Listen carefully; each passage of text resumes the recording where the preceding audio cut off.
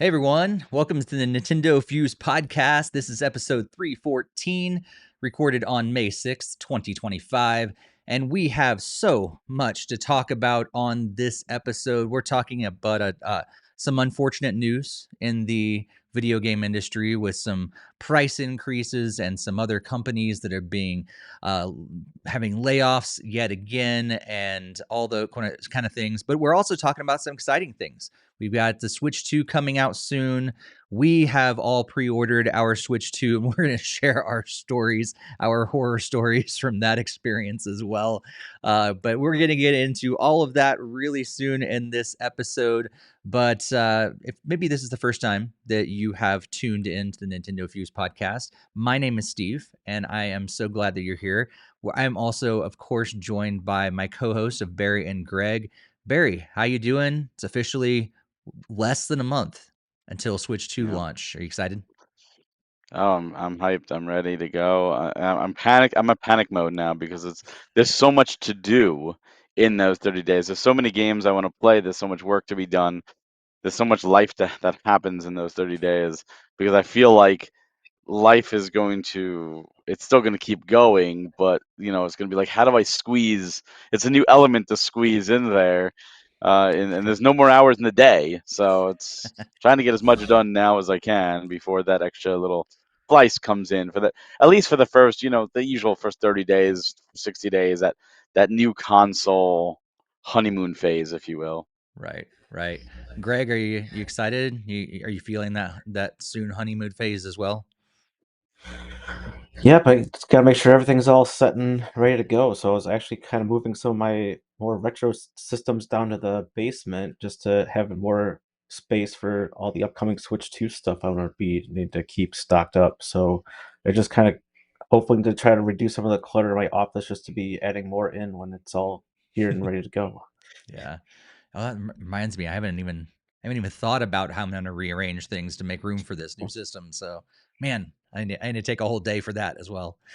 Uh, so we're going to be talking a lot, like I said, about so many different aspects of the video game industry in this episode, the good, the bad, and everything in between. But maybe this is the first time that you have joined us. Thank you so much for tuning in. And if you haven't followed us on social media, please be sure to do that. You're going to find us at Nintendo Fuse, and we also have a Discord that is free to join. Hop over there. The link is on the screen if you're watching the video version here on YouTube or also over on Twitch. But also, you can find those links in our podcast show notes and the YouTube description as well. Love for you guys to jump over there and join us on socials and also our Discord. And if you haven't done so yet and you're watching this on YouTube, hit that like button. That we appreciate that a lot. And also hit that share button and share it with other Nintendo gamers that you know. So before we get into any of the headlines, any of the music, we are going to talk about music. I don't know what that was on my mind, but any of the news and our horror stories from pre-ordering Switch 2. Let's jump into what we've been playing lately, and we'll start with you first, Greg.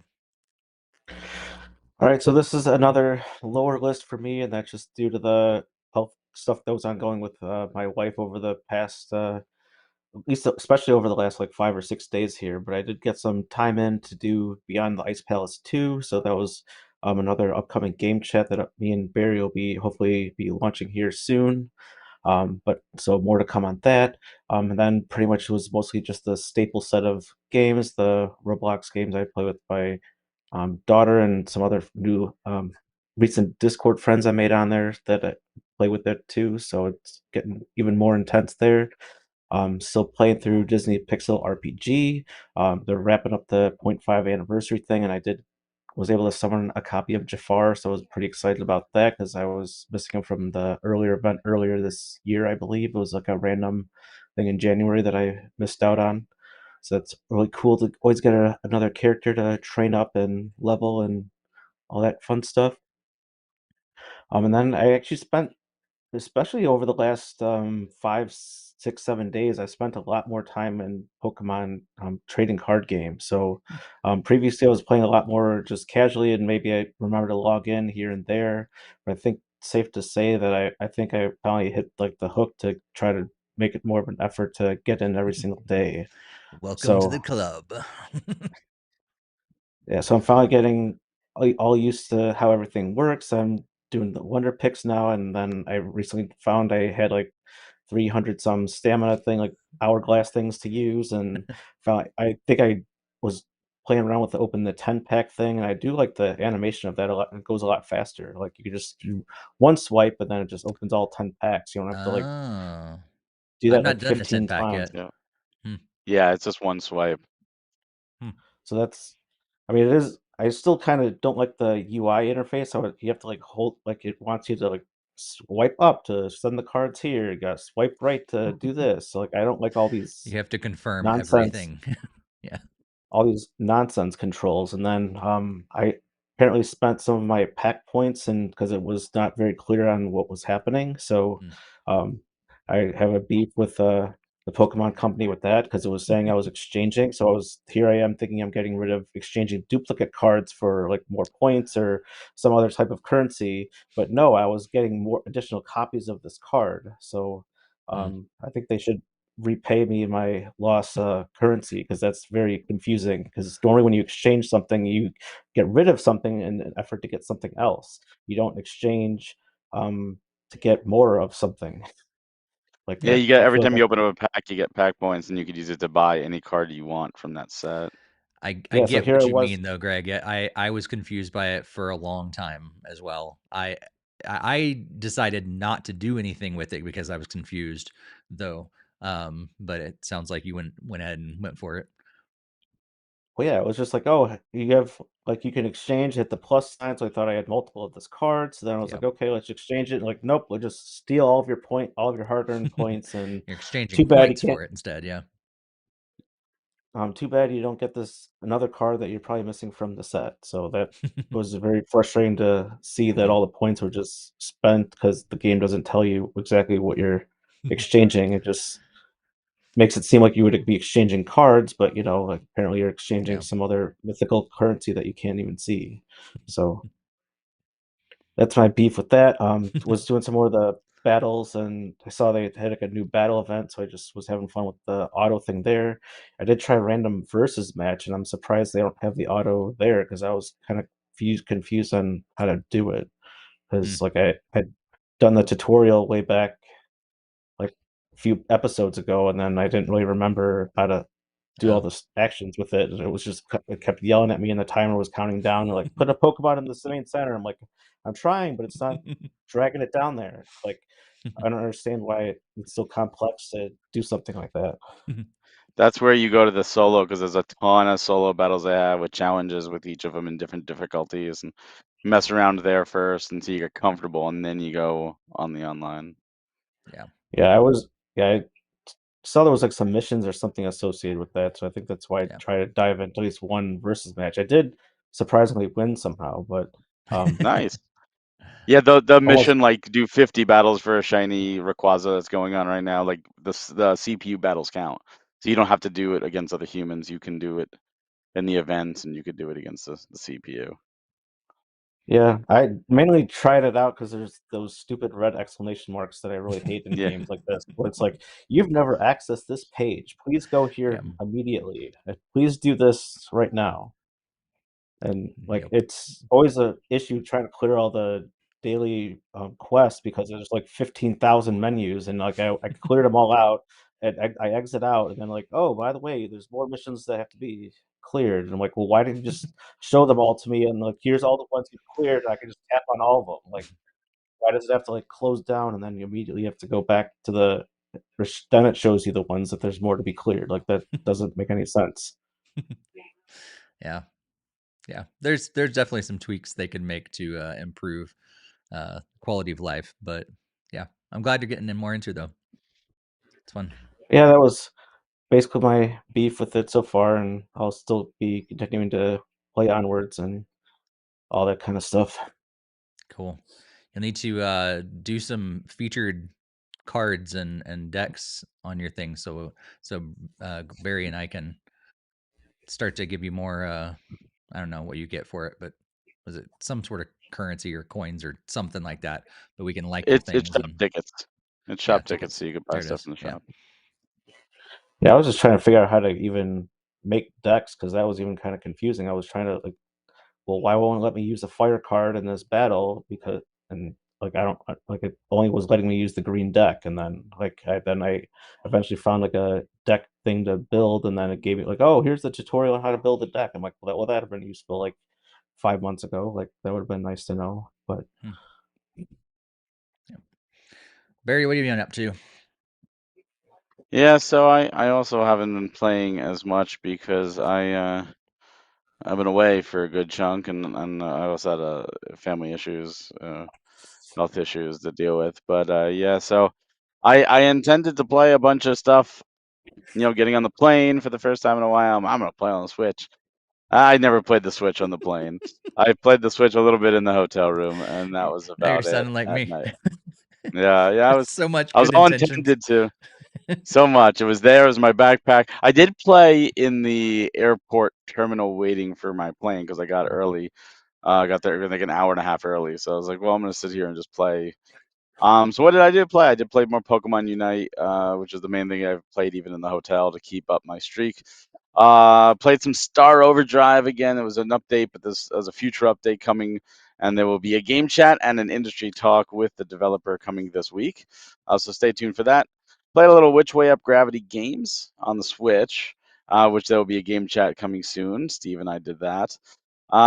Main game I played on the Switch is Lunar Remastered Collection. I played through Lunar Silver Star Story Complete, which is the first game of the Lunar series. I haven't played that game since the PSP re-release, remaster, whatever you want to call it, and the game still holds up. It's still a lot of fun. The twists and turns are still there, and they did a good job. I think it's just great to be able to play this classic again. If you haven't, you should definitely give it a shot, especially if you like the 16 early 32-bit era RPGs, because it's perfect for that. On the PS5, speaking of RPGs, I've been hearing nothing but great things, so I had to try it, of course. Claire Obscure Expedition 33 came out, and I wanted to jump right into Lunar 2, and everyone kept talking about this game. And I'm like, oh, I'm not getting spoiled on this game, so I'm going to do it. I'm going to play it. And so far, I'm really liking it. My biggest complaint is there's no mini map in like the zones, as little zones. I would love that, but this story is really intriguing. The world it's almost like Tim Burton made this world. Hmm. It's a turn-based, really cool turn-based system, and like intriguing characters. They definitely started off like I don't care about these characters, to all right, I'm really starting to care about these characters. So if you like turn-based RPGs and you want something a little more modern, I'd say give this a try. I mean, again, a lot of people who are finishing it, they're calling this a masterpiece, and I can see it has the workings of a masterpiece. I'm just not there. I'm towards the end of Act One. I'm not going to spoil anything, but if you like surreal, obscure, um, things that make you question like what is happening, because I know like at the end of Act One, there's like a shoe drop moment where like everything you think you know is completely wrong, kind of deal. So I'm very, very much intrigued to keep going. So I'm having fun with that. On the PC, still doing Final Fantasy 14, and I'm doing a couple other games, which I did uh, as part of my job for PM. But because we've announced these games and that's all that, I could actually say them. I did Kong Survivor Instinct. I had to play for the ESRB. It was a fantastic Metroidvania. We're doing the physical. It's all not unfortunately not coming to Switch. Maybe Switch 2. I had a lot of fun with it. Just a really, really cool story, and it's set in the MonsterVerse. So if you like the Godzilla King Kong MonsterVerse, this is actually part of the canon. And another game I'm playing for that right now is Tokyo Psychedemic. We have the PS5 physical coming soon. This is it's a mystery, like a murder mystery kind of game, but it's set in a world after a big pandemic happens in the year 2020 in Tokyo. Without, they called it influenza, but we kind of know what it was. But what's interesting is a lot of these type of games, you do the deduction and all that, but here it's like you actually get camera recordings and you actually have to watch the surveillance feed and use like facial recognition to see, is this the person, where are they going, what do they have, and you at the end, you have to like, at the end of the case, you have to like piece everything together and saying, oh, was this a homicide? If it was, what's your evidence? If not, what's the proof? Oh no, here's this. There's a statement from a friend that said they had plans tomorrow, so it wasn't suicide because like you have to piece all this together, and then it's all like live action.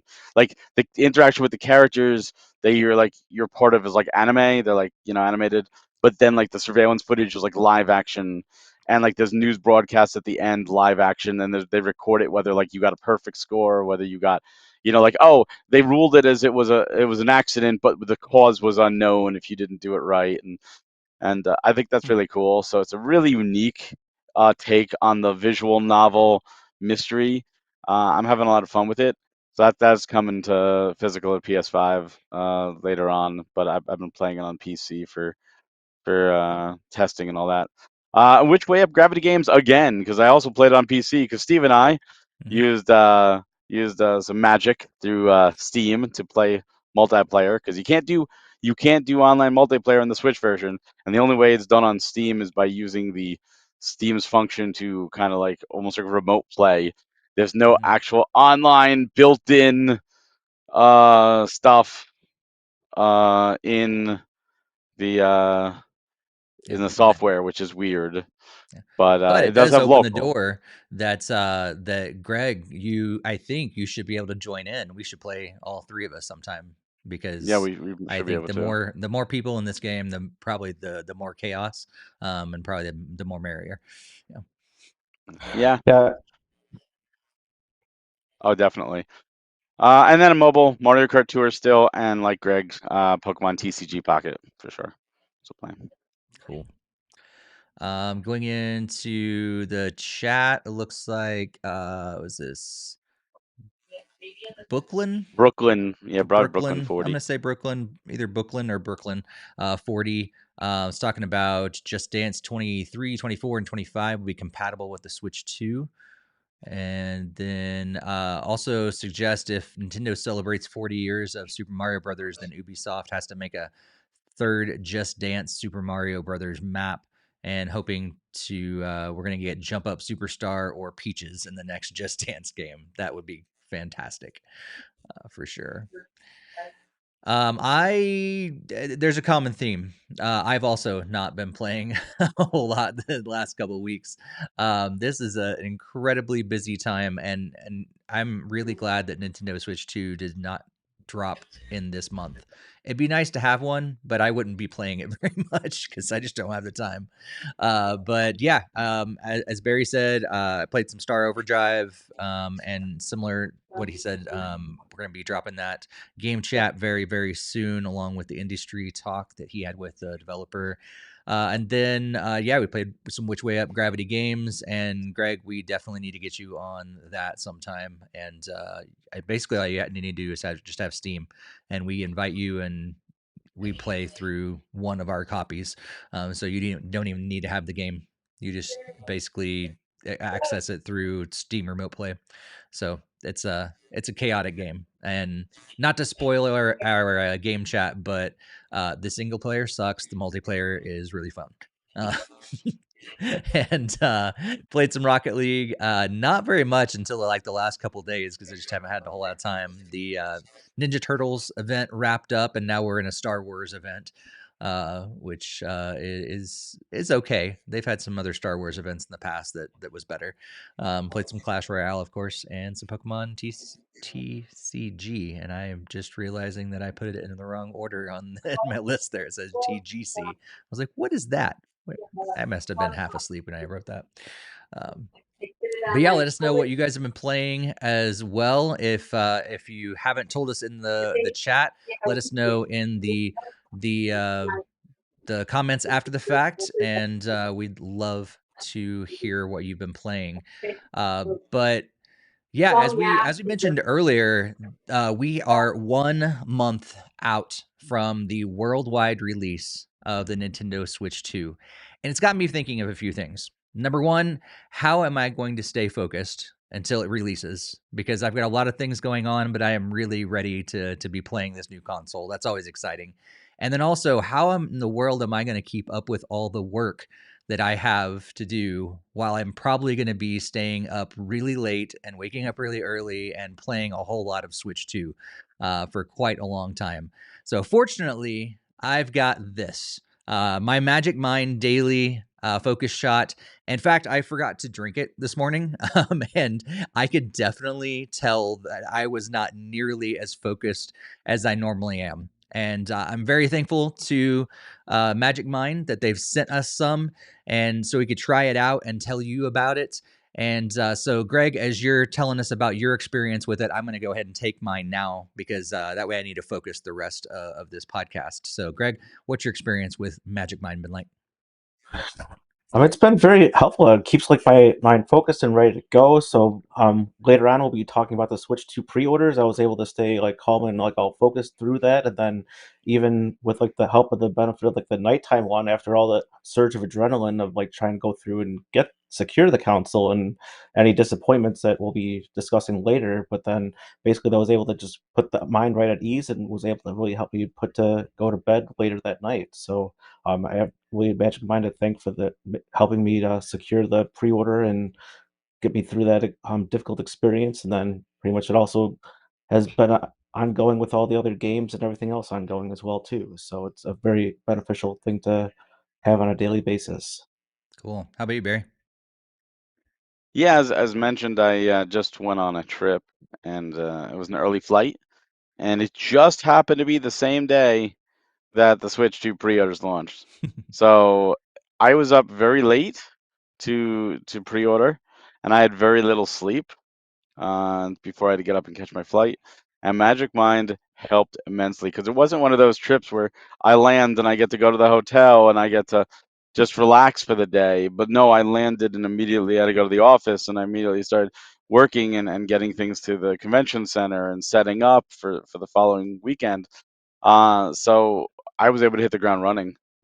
Just yeah, I didn't even like I said, I didn't even play Switch on the plane because I was just so like hyper focused. I was talking to my neighbors and I was just like, I've got to go, but I'm stuck in in this airplane. But I was ready to go once I hit the ground, and I think I did like a stupid amount of like exercise that day, and Magic Mind helped me do it. Otherwise, I would not have been able to survive it for sure. Cool. So I got a question for you guys who are listening and watching. Like, have you taken our 7-day challenge yet? Over the last couple of months, Magic Mind and NintendoFuse have issued a 7-day challenge to try out that Magic Mind for 7 days in a row. Just check it out, see what you think, and see if it actually impacts your focus, your mind, your efficiency. We think it will. We've experienced that. We think you're going to experience it too.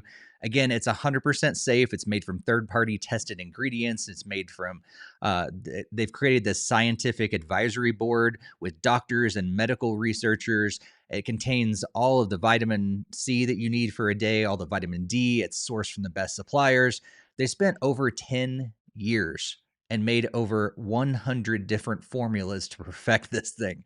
And like I said, all three of us have been trying it for a while. We've experienced more focus, calmness, less stress, all those different things. So take the 7-day challenge and check it out. See what you think. The really cool thing is that there is a 100% refund with no questions asked. If you try it out for up to 100 days and you're like, I think I want my money back, they're actually going to be able to do that for you. So you have there's no risk really in it at all. So if you want to take the challenge, go ahead and head over to magicmind.com/NF20. That's magicmind.com/NF20. And you're going to be able to save up to 48% on your subscription. Or if you just want a one-time purchase, use that code NF20 and you're going to save 20% off your one-time purchase. And again, you can check it out and try it out for up to 100 days. And if you want to buy it in store, you can do that as well. If you have a Sprouts, a Central Market, or an Erewhon grocery store near you, you can do that as well. And cool thing is that Magic Mind also just released some new products too. So we've been talking and using the original shot, but they also have a max version now, which has even more boosted nootropics in it and some additional things in it. They also have a free version. It's not free, but it's caffeine free. So there's a little bit of caffeine in the original one, and they have a caffeine free one now as well, in addition to their sleep aid too. So lots of stuff to check out over at magicmind.com. Use our code NF20 to save yourself some money. And we're so thankful for Magic Mind for sponsoring this episode and supplying some shots for us to check it out ourselves. Well, let's move into the next section of our episode. And we've got a lot to talk about. And so this is what we decided to do for this episode.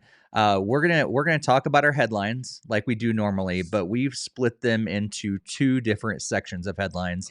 So the first section is going to talk a lot about the Switch and Switch 2 stuff specifically, and then we'll move into some non-direct Switch and Switch 2 related news that's more affecting the general gaming industry, also affecting Nintendo as well, but a little more general. So the first section of headlines starts off, of course, with some more updates to the Nintendo Music app. So Greg, tell us all about that. All right, so this is actually the first time since we've been covering the updates, but there's only actually been one soundtrack added to the Nintendo Music app, and that is actually Mario Kart 7 that came out on April 30th. So it's kind of a surprise we haven't had a second game added here before this episode, but yeah, if you're a big fan of Mario Kart 7 music, you can check it out on the Nintendo Music app. And we're finally starting to get some game download sizes for Switch 2 games. And remember, the Switch 2 doesn't come with a whole lot of memory, and you need that special express, micro SD card to expand it.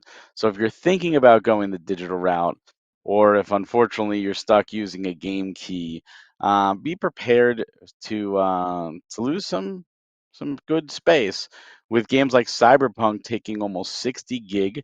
Thankfully, that game does come complete on card. So if you're thinking about it, there's a reason to get the physical because it will play off the card and not take up that space. Where, other games like Mario Party will take up 13 gig and Breath of the Wild will take 24 gig. Yakuza 0, which is a game key card, unfortunately, is 53.7 gigs. So be prepared. Make sure you get your micro SD card express ready to go because this is just the beginning. And the bigger the game, the more memory it's going to take up. Speaking of those key cards, we are finding out that a lot of them, unfortunately, are going to be going for key cards. So we got some sources that are telling us that, like Barry just said, some of them are going to be complete in the box, like Cyberpunk 2077 and Demon X Machina, Donkey Kong Bonanza, Mario Kart World, of course. But then other games are going to be on the key cards. So Bravely Default, Flying Fairy HD Remaster, Hitman, World of Assassination Signature Edition, Madden NFL 26, No Sleep for Katami Dante, whatever. Puyo Puyo Tetris is also on a key card. Raidu Remaster, Sonic X Shadow Generation, Street Fighter 6, Yakuza 0, all of them are going to be on key cards. And of course, that's not enough because they're still going to have a couple that are code in the box, which I didn't know they were still doing this, but Split Fiction and Tony Hawk are going to be on code in box. So sounds like a lot more games than at least I had originally anticipated were going to be heading only to the key card and not complete on the card.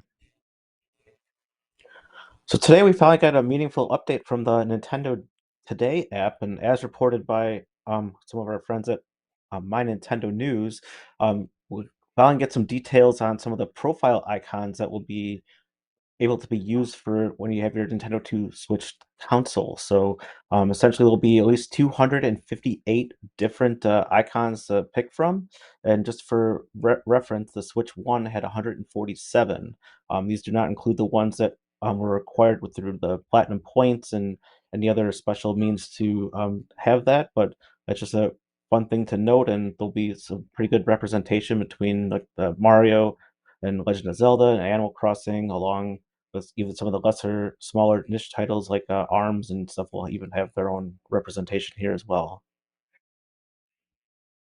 And speaking of Switch 2 games, we have a list of every confirmed first-party Nintendo Switch 2 game or Switch game that will get a free upgrade. So all these games will have a Switch 2 upgrade that is completely free. You just put your Switch 1 cartridge in or your virtual card from your Switch 1 over onto the Switch 2. And that is 51 worldwide games, the Clubhouse games, ARMS, Big Brain Academy, Captain Toad Treasure Tracker, Game Builder Garage, New Super Mario U Deluxe, both Pokemon Scarlet and Violet, Super Mario 3D World and Bowser's Fury, Super Mario Odyssey, Link's Awakening, and Echoes of Wisdom. So if you own any of those games and you haven't played it yet or you want to revisit it, you can put it on the Switch 2 and get a free upgrade. Mm. Well, there's been some shaking up over on Nintendo's side, and apparently they have sued Genki for releasing some early information and some displays of the Switch 2 accessories, featuring mock-ups of the Switch 2 itself. Of course, all this was released before the official Switch 2 announcement, and so Nintendo's going after them. And you can see the details of the lawsuit. Of course, it has a bunch of official, law speak in there that I can only understand like a 25% of it. But apparently, Genki has responded to Nintendo's lawsuit, and they believe that they're okay and everything, but they can't commit and can't comment in detail. But they're preparing. They're continuing preparations to fulfill orders and showcase their newest products at PAX East this week. So they're continuing to push forward, even with Nintendo after them. Well, time for a run to the Switch 2 rumor mill. So, the Switch 2 stock alerts, like a fan account, has posted on X that I guess might actually finally get some themes for on the Switch 2. So they have some reference to believe that you could be unlocked through either just using your platinum points that I referenced in a different headline, or maybe even like just doing some quests to play certain games, or for doing certain activities like just launching some of the old NSO apps, or however it may be fit. But yeah, that could be kind of interesting if this rumor actually turns out to be something true here.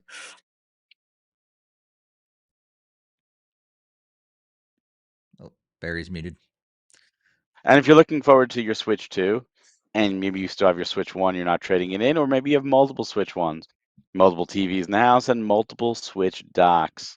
Well, that's great and all, but just know that if you want to use the Switch 1 on the same TV as the Switch 2, don't unplug the Switch 1 dock because it is not compatible with the Switch 2 dock. So sorry, it kind of sucks, but it is, the way it is. You got to keep the old dock around if you want to use the Switch 1. I'm in the same boat. And Nintendo's getting ready for the Switch 2 launch, of course, and finally gave us an update that included more than just, making the system more stable. This time we got firmware update 20.0.0, and that dropped just a few days ago. This includes various things to get ready for the Switch 2 launch, including virtual game cards are now included in the system. Game share icon that you're not going to be able to use until you launch that from a Switch 2 system, but it's there. New icons for eShop and news. They changed colors slightly. The system transfer tool is now added to the Switch 2 for Switch 2, and so you get ready to transfer your entire system if you choose to do that. And various other updates that are included. That's going to be over at our Twitter or X profile or page. You can see all the different details on Nintendo's support page as well. But there's some things that were also included that some people aren't very happy about, which I'm sure we're going to be talking about in just a little bit as well. In fact, Let's talk about these rumors and news about Switch and Switch 2. There's a lot to discuss there. I mean, from Nintendo Music app, of course, to Switch download sizes, to the key card stuff, to this update that has made some people happy and some people not so happy. So, Greg, what stands out to you from this round of headlines? I mean, even in that first headline that I read off, I found it was kind of odd that there was only one soundtrack added, because we've always covered at least two, and I guess the second one would have been like just yesterday or the day before. So I did confirm in the actual app it was only the one soundtrack added, because they have like a recently added thing. So that was kind of surprising there. Um, I'll still take a listen to it when it like comes around, and I do like the Mario Kart music quite a lot, so that's always good to see that added and joining the other Mario Kart games. Switch to download stuff, yeah, that is probably gonna be a lot more impactful to me this time around. Normally, it's more of a primary digital person, than seeing that these express cards are only at a max at 1 terabyte. Like that's gonna be filled up like in no time. So like I would have to be definitely very cautious on how many of these games that I buy, and making sure to kind of track to see how big each of them are, to probably get a lot more of like the game cards or those game key cards, unfortunately. But prefer the actual game card, but don't get to control those that only do the key card. But yeah, the profile icons is kind of neat to see. I always like to play around with it and kind of look through to see which ones I have, and maybe if there's like a certain series that is getting a new game, then I usually try to like represent that series. So like that is for Donkey Kong Bonanza. I have like a Donkey Kong themed one come July. Um, but yeah, like the Switch games getting updates, that's always great to see. I know a lot of ones that were showing up initially were all like the ones that were to be paid money, like the Jamboree and some of the other ones, and then like even like the free ones with the Breath of the Wild and Tears of the Kingdom being free with NSO. So it's great to see that not all games will just be getting like here you have to pay us 10, 15, 20 more dollars for the extra content, and actually just be a free upgrade to get like the Nintendo Switch 2 version. The lawsuit thing actually doesn't really surprise a whole lot, just because it's Nintendo is very um, active with their attorneys and stuff with that, and obviously that kind of pulled out the rug underneath them in back in January. Um, Hopefully we get Switch 2 themes. It would be great to see there, because I know we've all been asking for themes on the Switch 1, but we haven't got those yet. So hopefully I don't have to wait for update 20 to get those on Switch 2. In terms of the dock's compatibility, that actually doesn't really surprise me as much, because I know the Switch One dock obviously has like its own adapter. Like at least for like, the OLED dock has its own Ethernet port, and it might be a more updated Ethernet port on the Switch Two dock. And then along with the HDMI cable compatibility, we've already covered that on a previous episode, where like it's like a higher strength HDMI cable, so it kind of doesn't really surprise me that the first dock doesn't have a big compatibility with the Switch 2. And then, yeah, the Switch 1 firmware update is, while a lot of it sounds really interesting, I've actually already seen some negative stuff around it on the web already. I guess like they took away some of the game sharing stuff that was currently available on Switch. If you do have like multiple switches and you were able to use like the primary and secondary, like you're not unable to really have the game downloaded on both systems now. Like now you actually have to, it has to be only on one and not the other. So like it kind of removed like a unintentional feature, I guess. So that was kind of interesting there. But yeah, it was at least some of the stuff that they added at that update was actually nicely needed though. But Yeah. yeah, I can let Barry go into his thoughts on all of these headlines. I'm gonna jump in real quick and just mention from the chat. Gaming Dad said, "Pretty ugly sounding list." In his opinion, speaking of the virtual the key cards, I believe he said he's complete on cart for him or nothing at all. Hoping the key card is cheaper in general, since I think they should be, but I'm not really sure if they're going to be. We'll see how time really plays out with that, but I doubt that that they're actually going to be dropping prices just for key cards. It'd be nice, of course, but it's not going to happen, I don't think. But yeah, kind of yeah, an ugly list. I was hoping, and I went on Barry proved me wrong, or didn't really prove me wrong, but Barry's words have rang in my mind as we talked about this a couple episodes ago, and I go, there's not a ton of games that really do the key, like the code in the box, and so I'd imagine it'd be probably about the same amount, just like 2% of the overall, boxes that are out there that have. Nope. The number is going up, and more companies seem to be using the key cards rather than the code in the box. So, yep, I can eat my words on that one. Unfortunately, I can eat my words. I was hopeful, but yeah, lots to talk about here. Barry, what stands out to you? Yeah, there is a lot to talk about. So the Nintendo Music, again, I really haven't used it, but it's always good to see more stuff. Hopefully they're not slowing down, but I guess we'll see. The download sizes, I mean, this is what a lot of people who say, "Oh, digital, digital, digital," they don't realize, or maybe they do realize and just don't care. But the bigger the game, the more powerful the game, the more graphical the game, the bigger the download. And even as someone who does physical, my PlayStation 5, I've got a 1 terabyte. That's what came with it. And every time a game comes in, I just Expedition 33, I popped it in, and it was like, sorry, can't. We can install the game, but we can't do the update because you don't have enough room on your PlayStation. Please delete stuff. And it's not just for the update. Like Right. I, as And you like probably only if it have like happens, 4 games installed right now. I have very few Yeah. games installed because of that. And like I play, my wife does Final Fantasy 14 on there, so that's like a staple and like the VR stuff. So I have very, very little free room, and that's a terabyte, and that's the biggest card you can get on the Switch. So the bigger games, the bigger third-party games, they're all going to take up a lot of room, and I think it's something we were all spoiled with the Switch because a lot of those games, especially Nintendo, knows how to keep them low. But there's so many games out there in the Switch that are like 200 megabytes, 300 megabytes, and you could fit a crap ton of those on a Switch. You know, there's going to be a lot of bigger. I look at a Switch game and I see, oh my God, this is going to take 12 gig, and I'm like, that's a lot of space for a Switch game. Um, no, that's going to be like only 12 gig very soon. So uh, this is why, unlike physical on PlayStation, where again you put the disc in and it has to install. The data's on the disc for the most part, but it has to install onto your hard drive. Switch and Switch 2 don't do that. So if a game is complete on cartridge, you pop it in and it just loads from the cart instantly.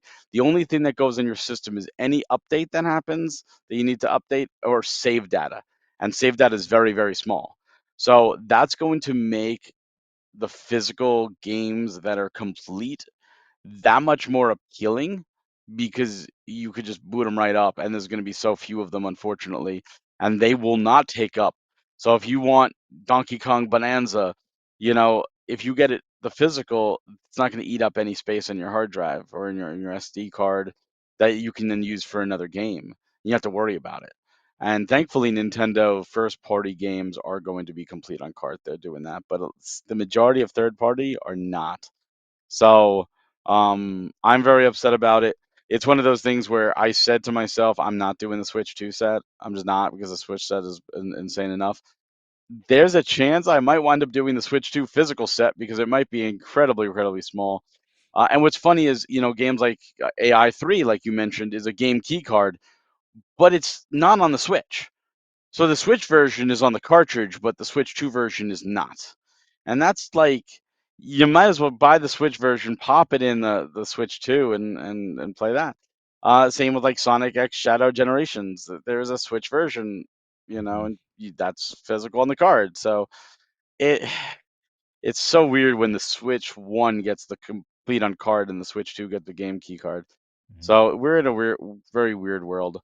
As for the updates, I'm happy to see some games getting free updates. I know a lot of them, like Clubhouse Games, is to use Game Share. I believe that's what the update does, but that's fine. It's updates. It's free. More player profile icons are always good. Themes. I'm happy to see themes potentially come back. That's good. Nintendo suing Genki doesn't surprise me. They're very, very protective, and Genki did, talk before they should have talked. So, you make your bed, you lie in it kind of deal. The dock thing that makes sense to me. I mean, I would never even had that as a thought. But the other big thing is that update, and that update sucks. So game key cards are a really nice concept, but there's two negatives I've noticed. So when you purchase a digital game now, it pops up when you go back to the home screen, game key card inserted. So if you buy 5 card games in a row, you got to do 5 of these things loaded in, which never happened before the icons even appear. You can't turn that off. Let me turn that off. That's annoying as hell. But the worst part, and if you've ever done this before, if you've ever said, I want to re-download a game. Now, there was 2 ways to do it on the Switch. You either find the icon and click, as a little cloud icon, and you click it to re-download, or you go into the eShop and you go to the re-download section under your profile, and there's a nice alphabetical list of every game you've ever downloaded that's no longer downloaded on your system, and there's a little button next to it that says re-download, and you can just bang, bang, bang, bang, bang, and do a bunch at a time. Perfect system, or at least as close as Nintendo will ever get to perfect. That list is gone. I don't know if you've tried this or not. That's I've not gone. updated my Switch, so I actually have no idea Oh, what it is. that list is gone. So if you go to re-download now, it's like, oh, you have to go to game key, your virtual game cards to do it. But if you go to that list, it doesn't tell you which ones are physically on your card, on your system, or are tied to your system. It looks like everything's installed. So you don't know what's not currently installed until you go to play it. And you have to, like, even if you click it, it says, what happens is if you click the card, it's not downloaded. Let's say you don't have it downloaded in your system, but you previously had it. It will say load on this system and it'll be grayed out because it's loaded on the system. No re-download. You have to unload it and then reload it back in. So gone is the let me just click these buttons to re-download what I want to re-download. It's no, you got to like eject the card and then re-eject it for every game. So if there's like, oh, I deleted 10 games because I had no space and now I got a bigger SD card, so I just want to re-download everything. Well, guess what? That's now a giant pain in the ass, and there's no way around it, unfortunately, because Nintendo decided to take that beautiful list that was alphabetical and showed you everything and throw it out the window, which is dumb as hell. Because the game key, you can still go through the game key codes if you want, or the game key cards. But yeah, that list is gone. And that is asinine. That is like the worst thing you could do to anyone who ever like downloads because of limited space. Because it makes it very hard to know what you have on your system and what you don't. You can still see those clouds if you go to you go all the way to the right where you have your game list. You'll still see the little download cloud if it's on your system. But now you got to manually search in the game key, like the game key folder or the icon. Mhm. No, it's all looks like it's installed. There's no, Interesting. and the icon is the same as the physical. So if it's like the games you now have installed all have that same physical icon next to it as if it was a physical game. There's no differentiation between an actual physical and a digital game now in the icon. You would think they would put some kind of little differentiation to show like, oh no, this is a digital virtual game card versus the actual physical game card, but there isn't. Again, So little stupid things let me get this clear. So there's a there's a new digital like key card icon on the bottom. on the bottom. Yeah. And let me remind everybody, like I've not updated my system, so I'm just trying to understand this. And so what I would assume is that only my digital games that well, my thought would be the digital games that I have downloaded are there because those are the ones I have digital key cards for. But Yep. apparently all the ones that I have access to Access to. are also there. Are you saying my physical card No. icons are also there? Okay. So No, no, that's no. still The only the digital ones. physical doesn't go there, but like if you look at your dashboard Yeah. and you have the 10 games show on your dashboard, if one of those is a game you have inserted into the Switch, it shows the exact same icon as all the other ones you have digital. There's no differentiating. Before, there would be no icon at all if it was digital. So there was either no icon or like a cloud icon to re-download, meaning you needed to re-download. And the physical games had a little icon next to it. It was either dashed if the card was not inserted in, or when you put it in, it got solid. That solid icon is now for every digital game you have that's installed on the system. No I don't. differentiation. So my physical ones go away when I pop out the cartridge. Oh, they It's go away? They don't stay yeah. there? No, Oh, mine stay there. I don't think they stay there. I don't believe they do. And then I stopped doing the, like, if I delete a game from there, I deleted the icon as well. Like, I didn't want it on my system. So I'm used to it. If it's on there, if it's on my list, then I've downloaded it. I have maybe like one or two that I have just the outline that's still in the cloud or whatever, because I got tired of having too many things on my screen. And so I was like, nope, if I'm deleting the game, I'm deleting the icon as well. I'm not just archiving it. Oh, see, I keep it as an archive and throw it like in groups and stuff like that. So I know, oh, I could always re-download, because it's easy to just click and re-download. Sure. Now you've There's got to not too go into many the game games that card. I really, when I delete, that I'm like, I will, most of the time, if I delete, I'll get it out of there altogether.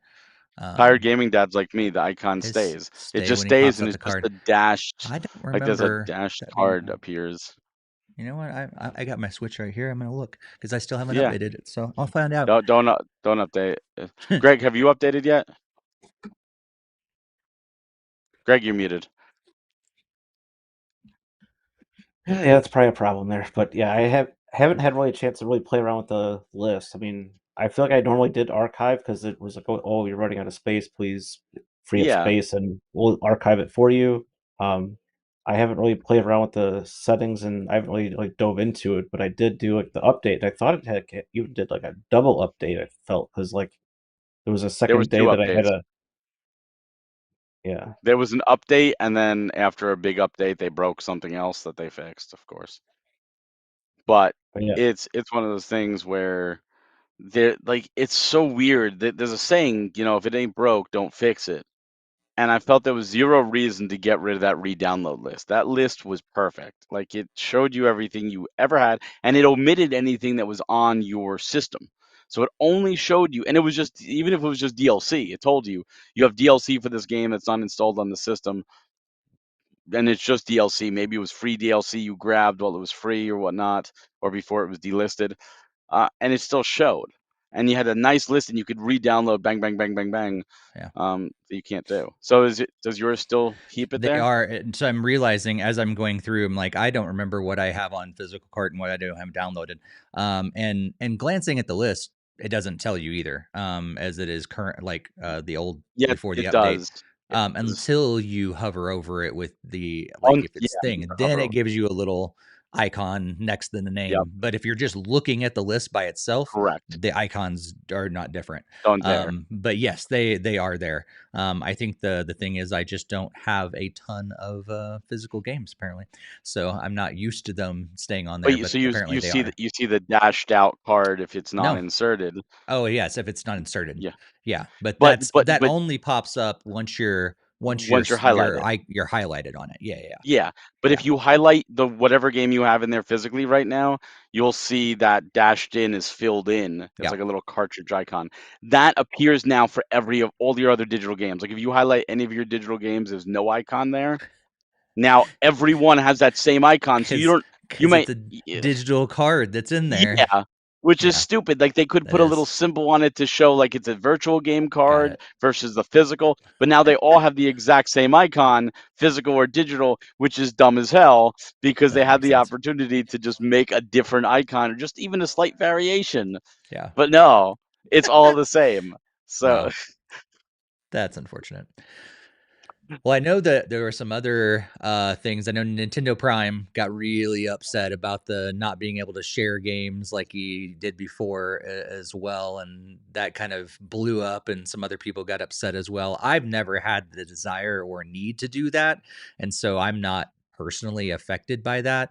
It sounds like it was kind of a workaround that Nintendo did tell us how to do it. It was on their support page, and they kind of walked you through how to do that.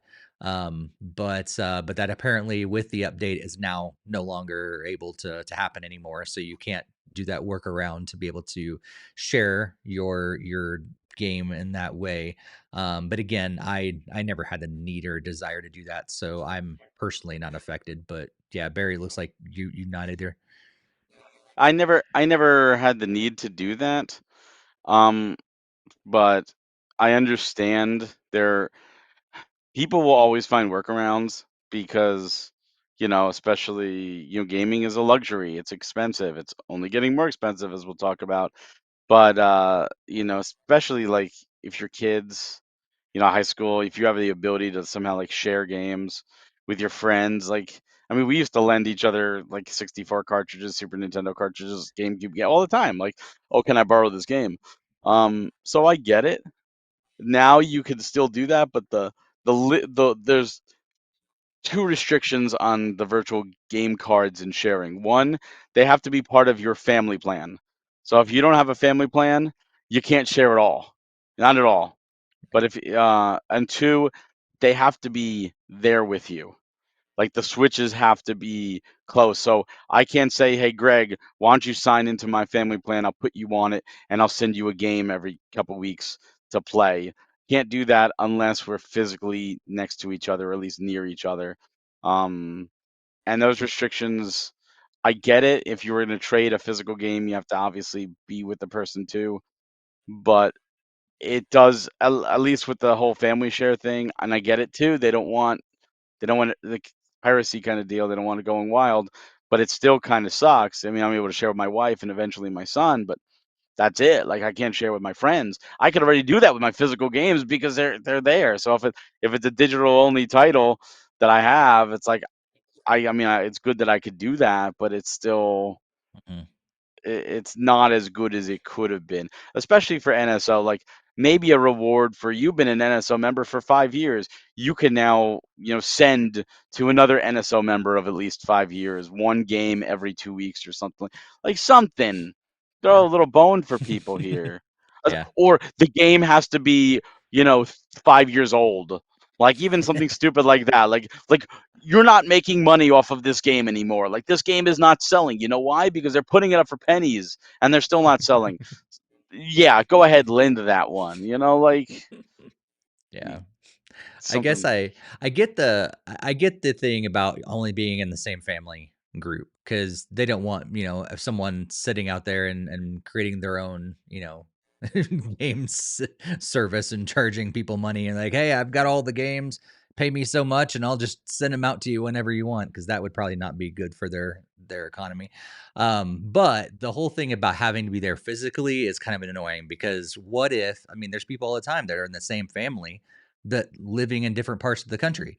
Like all of a sudden you have a Yep, family and your son or daughter goes off to college in a different state. Well, can't share a game with them anymore because they're in a different state, but they're in my yep. immediate family. So I feel like that needs to be fixed. The whole thing about having to be in the family, I get, but I would like for them to change the whole proximity thing, because that gets annoying when you have family members in different places.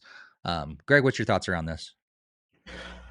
Yeah, I think that's pretty confusing why there's the proximity thing, at least for that exact scenario that you mentioned. I mean, kids are going to eventually go off to college, and like then you can't really easily share the games. And I understand Nintendo wants you to buy 15 copies of the game, but that's not feasible for like any family. It's like, hey, I brought Smash Brothers, and you guys could just swap the card in between the consoles and stuff. And that's how it should be, like very easy to do. So I had like downloaded like Smash Brothers like the digital version, and then like my daughter had no problem playing it on my system with her profile, but then as soon as I tried to download it onto her system, then it was like, hey, you need to like offload it off this other system, and then oh, now you don't have access to the Piranha Plant DLC, and now you don't have access to the other like Byleth and other DLC, and it's like, what? Why is this so complex? Like this is like my daughter system, my profile's there, it's like on my account. Like why is this so like convoluted? It's like such a disaster, and like I never really figured out the Now, loophole to get around all of that. But I will say this because I did game share. I did test it out with my wife. If you own any DLC, Oh yeah. that goes too, Hmm. which is nice. Or So you in can a just case, send the DLC as can well. you just send it? Yeah. Only if you only own the DLC, I think. Yeah, I'm not sure. I don't know if I just know I've heard from some yeah, reputable sources that you can if just send DLC there as well. there is just some DLC if like you only own the DLC, but I think like when you click a game, it's like both goes over or whatever. But that's cool because at least it's like, oh, like if you take the physical, like if I were to say, oh, I'm playing this game, I own the DLC on my Switch, and then my wife's like, oh, I want to play this game, and she takes the physical cart and puts it in, she's not getting the DLC, she's getting whatever's on the cart and whatever updates are there. It's kind of cool that I could send the DLC over that way and at Yeah. least let her experience it. That's neat. That's the biggest praise I'll give them. That's neat. But again, it's still proximity, family plan, Hmm. right there. I can only do it with one person right now. Um, who knows what as my son gets older, and then I'm sure there's gonna be like his friends gonna be like, well, he's got his Switch, but he doesn't have NSO, and can he join the family plan too? We have an extra space. I'd be like, oh god, like, let's open up this can of worms. gotta start um, tossing me some $10 a month. that's right. That's Yeah, right. start It's your start paying allowance his due, or your his friend's allowance. Uh, his friend's allowance. so and the last thing I don't know, this earth shattering, but the Switch eShop icon is now red. It's no longer Yeah, it orange. looks weird. We've been orange for so long, since the beginning, right? Since the Yeah, DS, 3DS, or whatever days. Like now it's red. That's we weird. the Wii was orange. Yeah. Well, let's move on. We've talked a lot about those headlines. We've got another batch of headlines ready for you, and we're gonna kick it off with Greg, and Greg's gonna go back in time a little bit.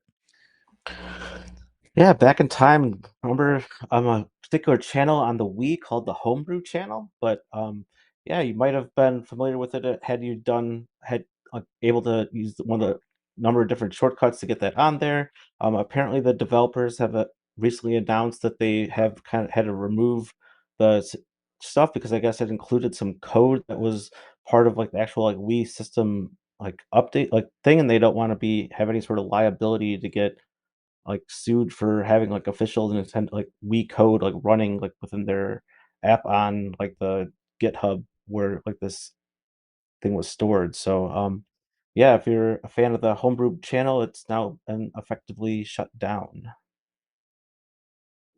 Well, let's go to some better news. How about it's almost Summer Game Fest? It's E3 season for those of you that remember what E3 season was like. And it's another year and another year that Wholesome Games is going to put on their own Wholesome Direct. It's happening Saturday, June 7th at 12 p.m. Eastern, 9 a.m. Pacific. And the Wholesome Directs are filled with a bunch of indie darlings and cozy games and relaxing games and nothing violent, all things wholesome. But if you enjoy those type of games, this is the show for you. And for those of you that are fans of Guns of Fury, we just released our game chat recently. Big fans of this game. Well, there's an update over on Steam, and it's going to be dropping on Switch in just a few days from now. With a new late game item that highlights uncleared rooms on the map to help with 100% and 3 new languages: Italian, traditional Chinese, and Brazilian Portuguese, also available in this update. So good stuff coming from Gelato Games and Guns of Fury.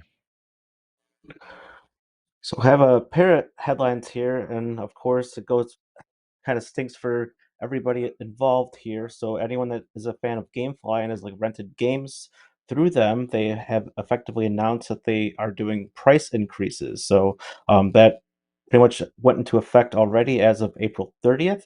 So basically, you'll see all these reflected by July of 2025, and basically all their membership plans and everything just had a little bit of a increase to account for those price differences. In addition, Xbox jumped on the Nintendo train and was like, we want to increase the price of all of our accessories and stuff as well. And even their consoles actually went up in price. So the Xbox Series S saw a nice increase by like $80. The 1 terabyte version also like went up by another like $70 or $80. So a lot of their different like the different variations of the system with the hard drive space and everything else all looks like it went up somewhere between like between like 80 and like $100 or more. And then also their controllers and headsets also saw some price increases. I don't know exactly how much there because it's not indicated on this particular article, but they're just jumped on the Nintendo bandwagon to increase the prices of their accessories. And if you're a fan of Astral Chain, a fan of Platinum Games, fan of Nier Automata, well, it seems that Takashi Tora, who is the game designer for Nier Automata and the director for Astral Chain, has left Platinum Games, and he started his own studio called Eel Game Studio. We don't know much about what he's planning, what his next game is going to be, what systems. But we wish him well, and hopefully, Platinum keeps going on doing what they're doing. We talked about Pokemon TCG earlier, and there was an update recently for the Celestial Guardians packs. And so a couple of Pokemon that I'm not even going to try to pronounce debuted, and along with a whole bunch of other exciting additions with this expansion as well. And so there's also some events going on. So if you're a fan of Pokemon TCG Pocket, there's a lot of different events in addition to the half-year celebration as well. So make sure you check out Pokemon TCG. And fans of heavy metal, there's a group called SuperMadNES, and they're just releasing their 4th album called Defenders of the City. And it's pretty much a tribute to the 80s arcade game. So you can get a bunch of their takes on a number of different classics from like Teenage Mutant Ninja Turtles, RoboCop, Double Dragon, and Ninja Gaiden. I don't always remember how to say that. And then potentially even like Scarlet and Moon and other type games that they have there. So you can check out their page for more information and check out their latest album. And what's worse than one bad news about game journalism? How about two? Let's do a double decker. Giant Bomb content is currently on hold as fandom engages a strategic reset and realignment of their media brands. This includes Dan Rackart and Jeff Grubb, who have been there forever. They have departed, and Mike Minotti will no longer contribute to Giant Bomb. This is a little giant bomb on them, but that's not it. Polygon, another long-running video game website, was sold to Valnet and hit with massive layoffs. So we don't know the effects of these, what it's going to be like when these companies restart. But as game journalists ourselves, as we're doing this, that this is always sad to see because people on YouTube are just doing their thing, or on Twitch they're doing their thing, and on social media, and these big conglomerates are suffering. And some people may cheer because they just don't care, or maybe they don't like the opinions of one person. But it's just shock to the industry to see long-standing websites start to crumble. And just a few days ago, we got the Future Games show live from Gamescom Latam. I'm not sure, but it was based in Brazil. And about 20 games were featured, games that we know that are coming to Switch and Switch 2, included 4 definite games and 1 extra that it says for consoles. I'm going to quickly run through that list, and you can check out the full show over on the FGS YouTube channel. But the Shadow Syndicate made its debut with a stylish announcement trailer. The game drops players into a gritty alternate 1930s Brooklyn where secret societies pull the strings. It's coming to the Switch 2 and various other consoles soon, they say. And we also have Sacrifier. This is a developer Pixelated Milk introduced new gameplay segments for their upcoming RPG Sacrifier, which features unique combat system, elaborate pixel art, and music by genre legend Motoi Sakuraba. And I'm sorry I butchered that name. That's going to be coming to Switch 1 and other consoles and in Q1 of 2026. Then we got Calubra and the Souls of Limbo. We had a new trailer for the game where you play as a snake Calubra who explores Limbo, a vibrant Latin American themed afterlife. They announced a release date of May 16th, and it's coming to the Nintendo Switch on that day, in addition to Xbox and PC.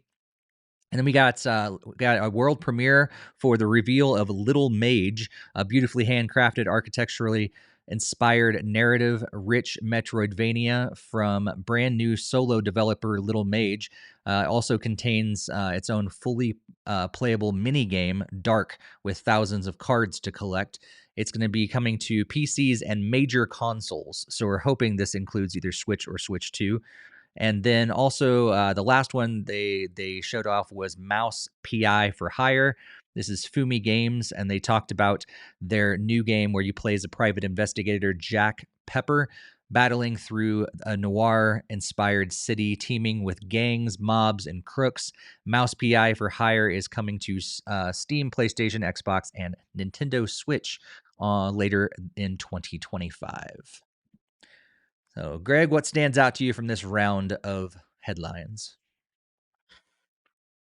Yeah, I mean, I'd actually never played around with the Homebrew Channel, so I mean, I know it kind of stinks for those that really enjoyed using it, but I understand it was also misused as well. So I guess it's somewhat of a blessing that it's going away, but it obviously really stinks for the positive effects that it had on the community.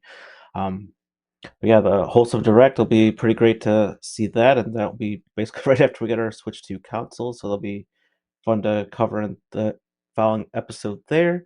Um, Guns of Fury updates sounds like pretty interesting there. I don't know if I'll be still playing at that point in time when the update comes out, but or even we'll be going back to it, but hopefully it will come to Switch because I think it's just Steam first. In terms of the price rising, that stuff, that's very unfortunate for the entire industry because I feel like Nintendo's been already a kind of the lead runner with all of this with their higher game prices, and people had already said like the console price was already too high, and then here we have like everybody else saying like, "Hey, we like your idea of charging more money, and now let's do so too." So that kind of stings for fans of GameFly and even like Xbox that don't even have the console yet, and because even that's like already went into effect, I think, because like they obviously didn't like are saying like, hey, we'll increase it on like July 31st or something. It's like no, it's like they announced it and then they were like already up in price like the next day, so like you can't get the older price yet anymore. But yeah, the person leaving Platinum Games, that obviously, hopefully, good luck and best of everything with that, and hopefully they announce or open up like a new studio and make some new games. Yeah, I think I saw the Pokemon Pocket trading card update already a little bit, so it was kind of fun to start collecting cards there in the new expansion packs. I'm always really interested in the musical stuff, so I'll probably be definitely taking a look at to see if there's there any good tracks to be checking out there. Like I had originally discovered like metal tracks on Pandora in the past, and so like I'm kind of interested to see how like SuperMadNES sounds there. It's good. Then obviously the layoffs and all that stuff we've covered like it feels like hundreds of times, but Yeah. that's obviously very sad for everybody involved there, and hopefully they can get back on their feet soon. It's never good to see whether it's like a developer or publisher shutting down or even fellow journalists at like Polygon. So I really hope that everybody is able to hold off and find like, new work as soon as they can. And yeah, in terms of like all the new games, I'll probably be having to check out some trailers, but at least off with a bat, like the something like Little Mage sounds pretty fun because it's almost like a magical version of like a Metroidvania, and I really like my Metroidvania type games. So that hopefully it does include Switch or Switch 2, as you had pointed out. Nice. Go in the chat real quick. Looks like Jesse Glenn said that the Wii Homebrew Channel issue is somewhat of a rehashing an old information first discussed back in 2009. I guess they archived it just to make a statement, but not to eradicate it. Interesting. And then Tired Gaming Dad said he keeps forgetting about GameFly's existence. I am right there with you. Every time GameFly gets mentioned, I'm like, oh, that's still around. I'm glad it is, but I also forget that it exists. And then it says entertainment is getting pretty expensive anymore, which is sad. I also agree with that. I think that was just inevitable that the prices are going to go up at some point, and Nintendo just happened to be the first ones to do it. And then he also got sick of the interface for Pokemon TCG, kind of like what we were talking about earlier. Greg was mentioning as he's been playing it a little more. It's annoying at times, but I've played other games with a lot worse interfaces for sure. Looking at you, Mario Kart 2K, Tour. and maybe. Mario Kart Tour's interface is easy. I'm specifically I'm looking saying, at all the 2K sports games. Blah. I was more referencing the touchscreen controls and all that kind of Oh yeah, nonsense with this that. is more the the menu interface, for sure. Yeah, I've seen much worse. This could be improved upon, but I think it's not nearly as bad as it could be. Barry, what stands out to you from this round of headlines? So this round of headlines, I never used the Wii Homebrew Channel, so I mean, I got the full library, so there's no reason to. But if it's shutting down, that sucks for those that use it. Wholesome Direct, it's always great to see more showcases and just there's so many. I always watch that show and I'm just like, you just showed me like 60 games I had no idea existed. So it's great that the developers get a chance to showcase. Guns of Fury, I'm glad it's still getting updates. It's a really great game. We've got the game chat up right now, so check it out. Dev is super nice, and I love the ability in a Metroidvania to see if you've cleared a room or not. Because getting that last when you're like 99.4%, it's like, oh, do I want to traverse this entire map looking for point 0.6 or just say screw it and move on? So it definitely will help to know where to look. Um, as for Xbox raising prices and GameFly raising prices, there's no sugarcoating it. It sucks. There's definitely situations going on in the real world right now. Whether Nintendo is the influence or not remains to be seen. But anytime, things like this happen, we lose. We lose as gamers. And hopefully this is, they go back down. Hopefully there's a way to circumvent it. But it further proves that gaming is more of a luxury. And as somebody in the gaming industry, both as a hobby like this as well as professionally, it really sucks to see struggles going on. As for the designer leaving Platinum Games, I wish him the best of luck. I hope that his next game is fantastic, and I look forward to it. And I look forward to what Platinum Games has in store. Hopefully, some new stuff. Astral Chain 2 maybe. Um, as for TCG Pocket, I'm already working on that expansion, and it sucks because I've gotten absolute terrible luck. I must have opened at least 40 packs and I've gotten nothing. Like it's been my absolute worst luck. Even my wonder Really? picks have sucked. Yeah, I've gotten absolute trash. Wow. Uh, I have no EXs. I've got 2 art cards. In like 40 packs, I got 2 art cards. I Oh was like, oh my no. god. Yeah, Wow. it's trash. Like I think I'm so I just tired. topped 60 cards in those packs, and I think I've got 2 EXs already I from got just 60 100 cards. over 100 unique cards, and Man, Yeah, that's too I bad. really, really have had terrible luck. But I mean, I've had great luck other times. That's the whole Sure. nature of PAX. It's a gamble. It's gambling. This is gambling, folks. It's gambling for But children. free. But free gambling, um, Every 24 I hours. every 12 hours. 12, yeah. The music thing, the metal band, that sounds cool. I have to listen to them. As for Giant Bomb and Polygon, that sucks. Yeah, I hope they restructure and come back. I hope the people who lost their jobs, find new work. But it is an ever-changing, industry. The whole games journalism. I mean, back in the day, it was, you know, magazine. And if you were part of a magazine, that's how we got our news. And then slowly the days of the internet, and then websites, and that was the way you get news. And now it's social media, and then YouTube and Twitch, and like everyone wants to be the first. This is why leaks happen. They want to be the ones to break the story. They want the scoop. And when that happens, and it happens the second, like a trailer drops, the second that happens, and it's already on social media, websites are already behind. And sometimes websites will get the information early so they could have things printed up and can post when things go live to hopefully get the traction. Other times they don't, and they have to be reactionary to someone else breaking the story. And when that happens, it's, social media is there's a billion eyes on social media and much less on websites. So it really sucks. And hopefully these people can find new work. And as for Future Games Show Live, I did not actually watch it, but I'm interested in checking out those games for sure. Cool.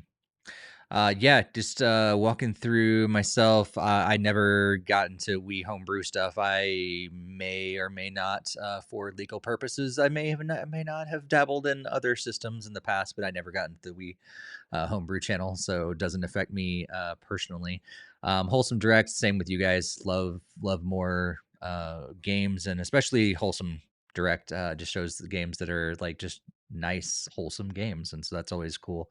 And then Guns of Fury update, excited for that. My thoughts, I shared just briefly before you shared, Barry. I think the pricing increase is just inevitable. I think we were bound to see it at some point.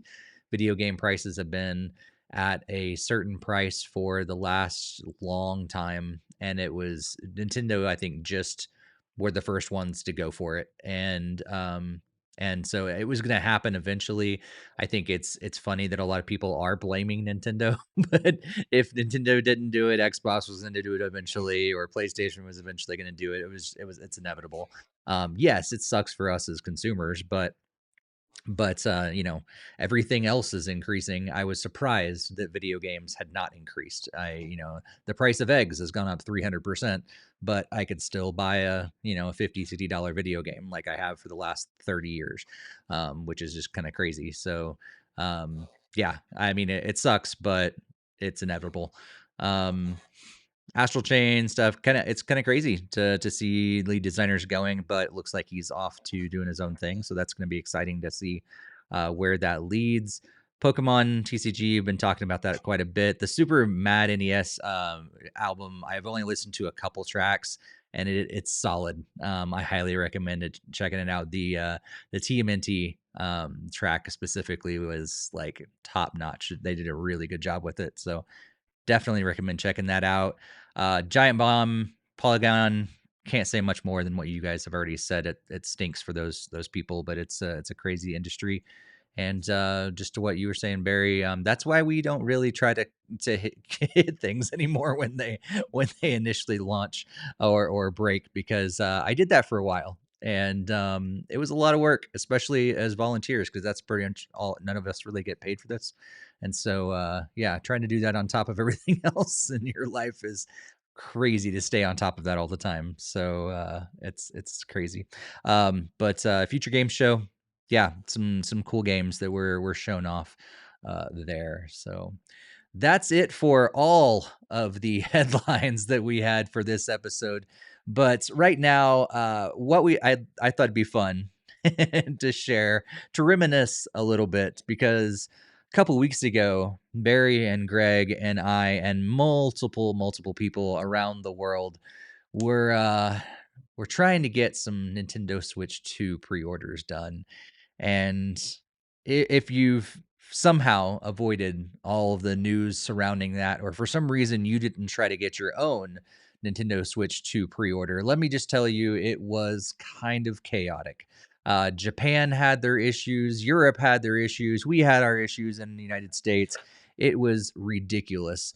But I believe, if I'm stating this correctly, all three of us have secured a pre-order. Is that correct? Maybe multiple. And I thought it'd be just fun to share our experiences and kind of get it off our chest. Maybe we've tried to forget it. Maybe there's still like just a little bit that's still with us, and we're just like still angry at what happened. We had to go through. I know I lost sleep, and then I fell asleep on the computer, and I woke up again, and you know the websites were resetting on me, and Greg and I were talking, and he's like, "Well, I guess you got it." And I was like, "Greg, I fell asleep again at the computer," and then I woke up and the whole website was reset, and I was like, "Did I get my chance when I was sleeping for 5 minutes and then I lost it?" I don't know, but I thought it'd be fun to just share our experiences here, and we'd love to hear your Switch 2 pre-order experiences as well. So please let us know in the chat or in the comments after the fact here on YouTube, or let us know in our Discord, social media. We just want to hear what your experience has been like as well. So Greg, how would you kick us off? What was your experience like getting a Switch 2 pre-order? It was very much insane. So like I obviously planned ahead. Like I even set like a calendar notification to go off like 15 minutes before they would start. It was gonna be 11 p.m. my local time because I'm not on the East Coast. So I was pretty much all set, ready to go. Plan was just to pretty much go right on to Best Buy, just because I had success there for the Switch One, and I was thinking this was be all hunky dory and very easy. Just like, okay, BestBuy.com, open up, add to cart, and complete. Just as simple as it was for Switch One.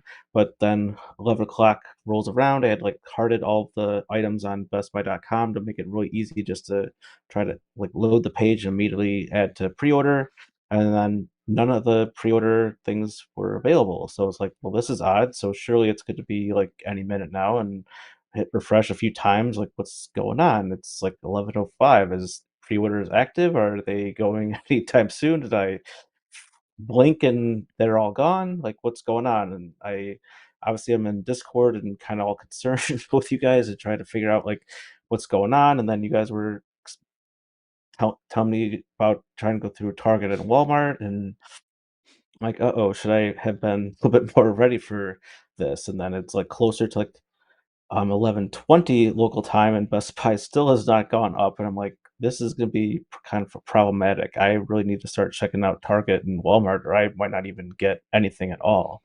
And at that point, like I was trying to, I usually focus on Target a little bit easier because it's a little bit closer than Walmart. So then I like got it to the cart and was made to the checkout page, and then immediately then I was like, oh no, the cart's empty. And I'm like, that's kind of impossible. I clicked add to cart. Why is it empty? It said there was one item in the cart. It's the Switch 2 bundle edition that I've been trying to order for Mario Kart. And then like after a few more times of that, I'm like, this is kind of nuts. I'll go check out Walmart. Various reporting, they kind of got rid of the virtual room, and you should just be able to just walk in and just basically just get it right away on the website. Nope, it was pretty much kind of similar type issues, and like, no, we added to your cart, but no, we're going to take it out of your cart. We're not going to tell you why the error occurred. We'll just remove it there. And then like that was very frustrating to go through that. I did start to see that the Target was showing the accessories, so then I immediately went on there and then was trying to see which ones I could grab. And then I was able to secure like the case and also um, and the camera from Target. So then like those like went through without any problem. It just let me add them to cart, boom, check out. And then I immediately was able to use my payment instrument file and use the shipping address. And then I paid for the same day shipping because I should leave for California the day after this releases. So I can't have this being delivered with any time after release day. So that was all successful. And then it was closer to 12 or 11:30 and still nothing on Best Buy. So it's like could be pretty much any minute that stuff was going to start going through. And then Barry like finally announced that like, hey, Best Buy is going through, and then immediately went to virtual queues for the Pro controller and also with the Mario Kart bundle. So I was basically just sitting in this imaginary virtual queue, and then after about 10-15 minutes, then I was like, I wonder if I should just try like other browser windows that might be increase my chances, maybe use the app. So then I opened up like both Chrome and Safari because I'm on a Mac here, and then so then I was still kind of like in the room, just kind of like waiting for it to let me through, and then pretty much right after I did the Safari one, it pretty much it put me like right through like almost immediately on Best Buy, and I was like, oh wow, this is the way to be right here, and it was like it was kind of like slow like loading up to the checkout page, but then it successfully went through, at least initially, and then it was like, oh, fraud warning from the credit card. Are you sure this is you that made this kind of payment on your card? And I'm like, yes, it is for sure. I am trying to get this system. Please put this through immediately.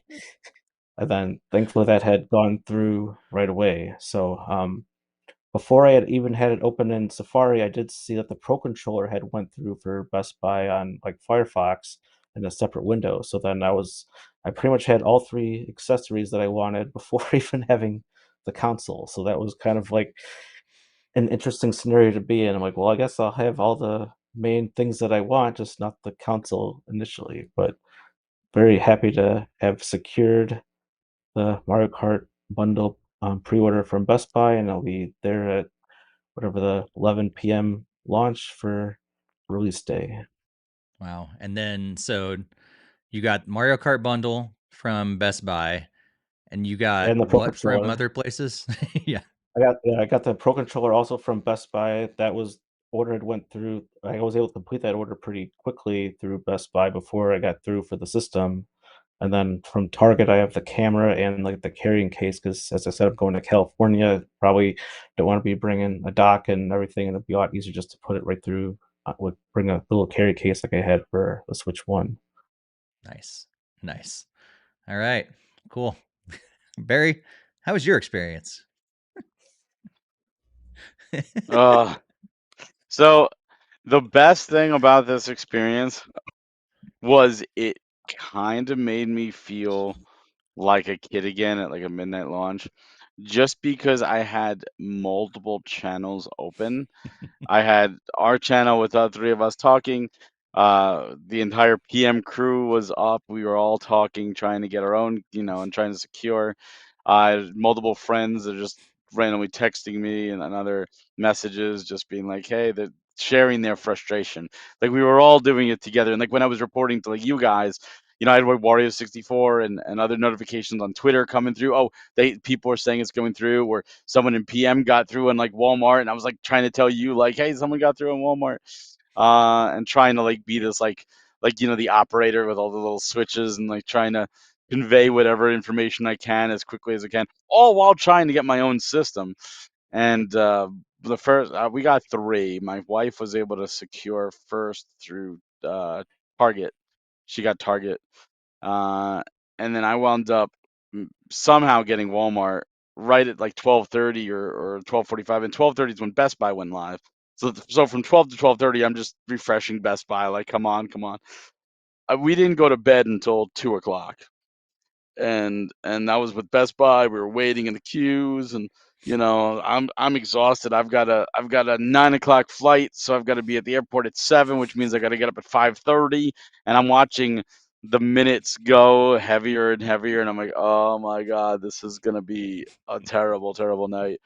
And like PM crew was like, just go to bed, don't worry, we got it, we'll get extra, we'll make sure we're all trying to get extra to make sure everyone's covered, which is really nice of them. What a wonderful group they are over there.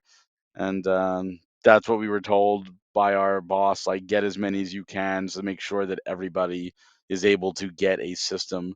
You could always return it afterwards, but let's try to help each other out. And that's one of the things I do. I already have friends who have messaged me and like I was not able to secure.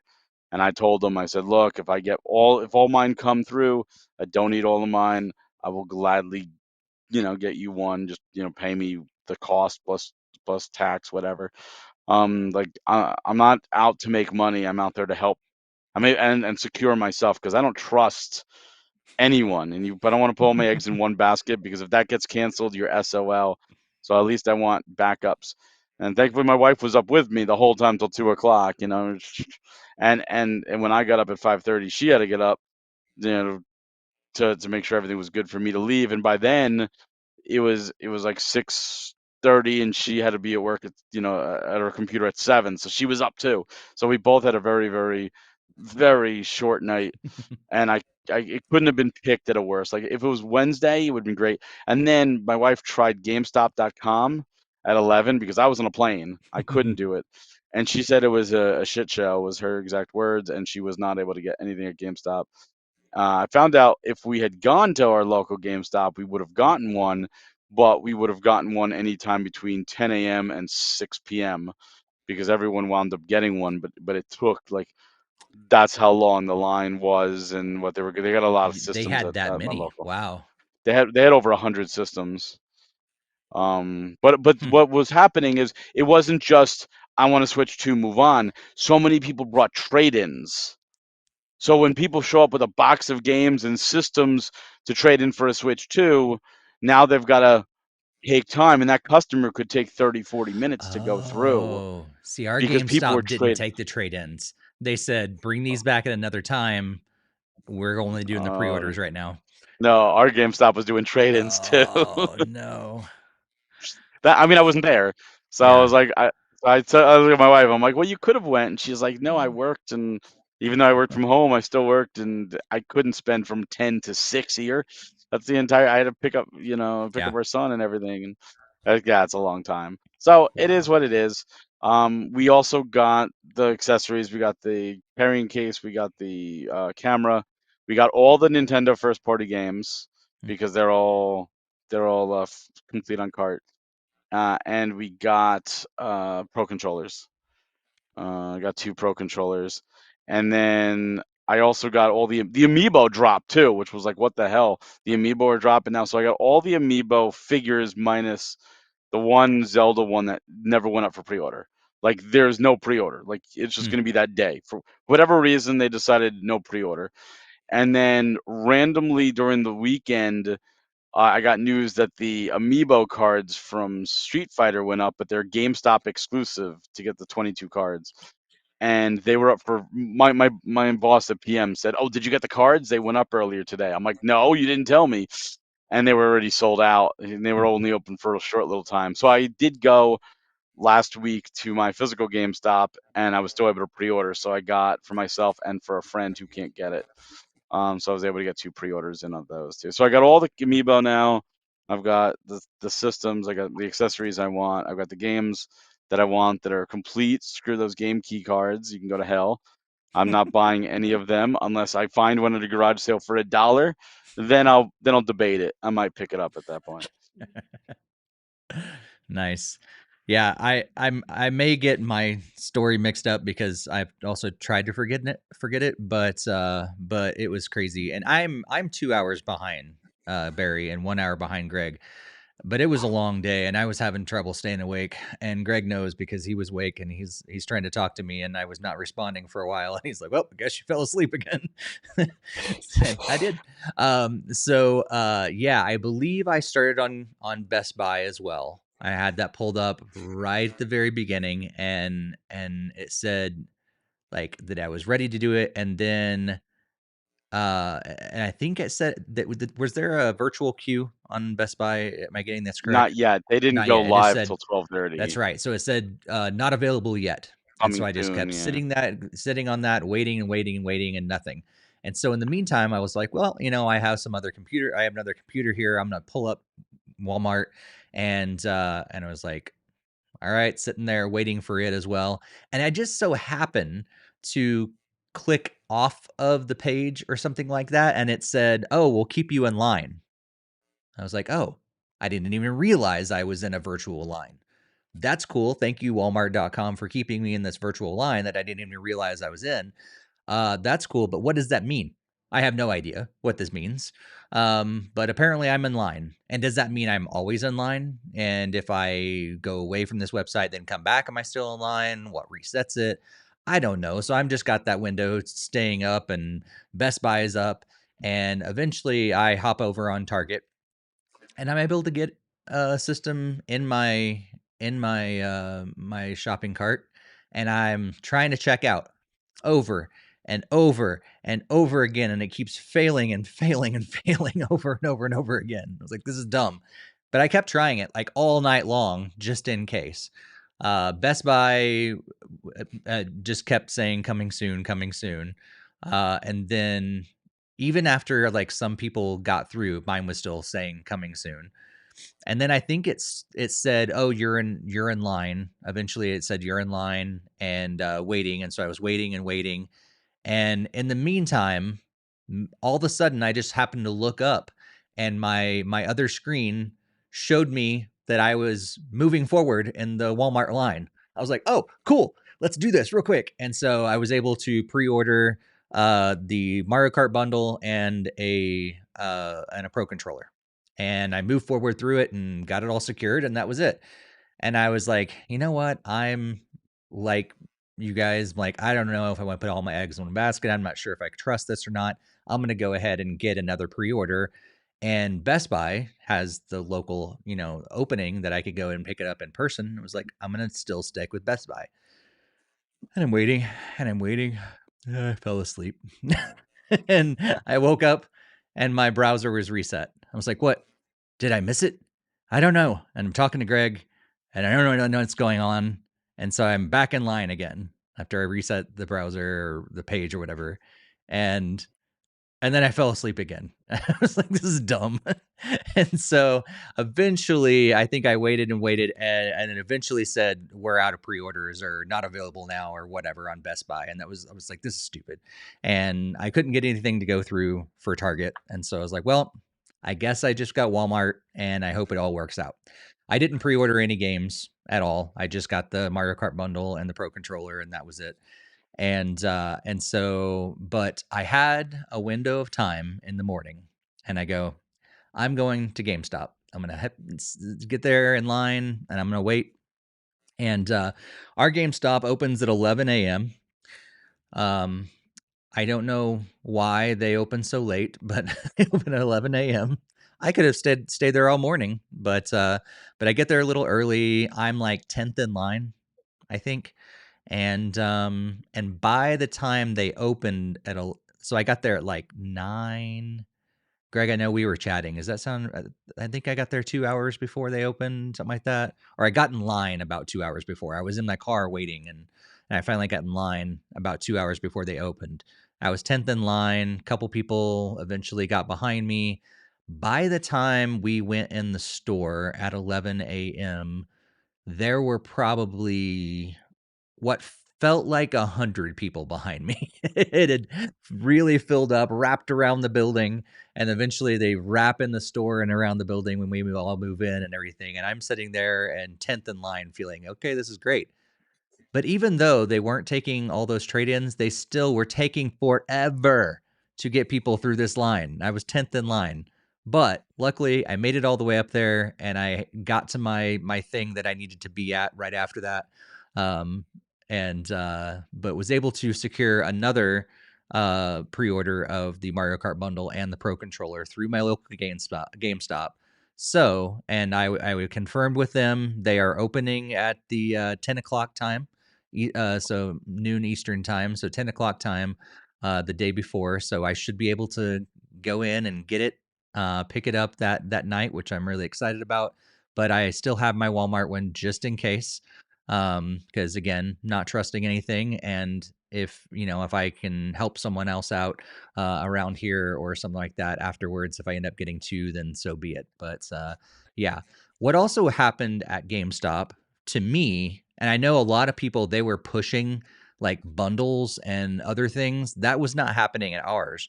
But the guy that checked, that ran the register for me, was really, really trying to push me to get the warranty for the system and the Pro controller. And he's like, you sure you don't want it? And I was like, no, I'm good. He's like, well, it's only $5. I was like, $5 for, he's like, yeah, for another year or 2 years of warranty on the system. Bring it back in and covers everything. I was like, really? Just $5? Yeah, that's all it is. Well, if in that case, give it to me. I guess also I wanted to get out. Like I had something to get to. And so I was like, $5 for warranty, sure. I got looking at the receipt. Nah, that's a $5 payment today, and then I have to do the rest of the payment later for the warranty. Just like Oh my I paid like God. 20% down or whatever on the system and the controller itself or whatever it was. And so I only paid a down payment for the warranty as well. It's not an That's actual $5 dirty. warranty. It's a $5 thing. So I'm hoping to get the money back eventually and just like, hey, like this was dumb. I was told that this was the actual cost of the warranty. If that's not the actual cost, then I just apply that $5 toward my final cost. Yeah, that's misleading. Yeah. Yeah. But anyway, I got 2 pre-orders of the bundle, Mario Kart bundle, and the Pro controller. Our GameStop only had 45 Mario Kart bundles and 20 regular Switch 2 in stock. And so that's interesting. You guys had well over 100, because I'm pretty sure if those people online were the only people that got pre-orders that day at our GameStop, there was no chance of going back in later and getting any of ours. Yeah, So yeah, it was crazy. it was kind of crazy. And to top it all that off, we got some news today that apparently some Walmart pre-orders have been canceled. Now there's been some updates since then. There's reports of like there being new accounts that those are the ones that got canceled, or that pre-orders have just disappeared. Walmart customer service is also claiming that the website was suffering from a glitch, so maybe it looked like they were gone, but they're not actually gone. So basically, if you pre-ordered from Walmart, make sure you check out your account and see if it's actually still there. I've confirmed mine is still on my account. I checked just a few minutes ago to make sure it's still there again. But yeah, if you did get one from Walmart, stay tuned to your account. Make sure it's still there. And for that very reason is exactly why I went and got one at GameStop as well, because I wasn't sure if it actually was going to work out, and so I've got 2 secured. So hopefully they don't go canceling everything, but just in case, go check out your Walmart account just to make sure. Yeah, Barry, Greg, any final thoughts on pre-orders?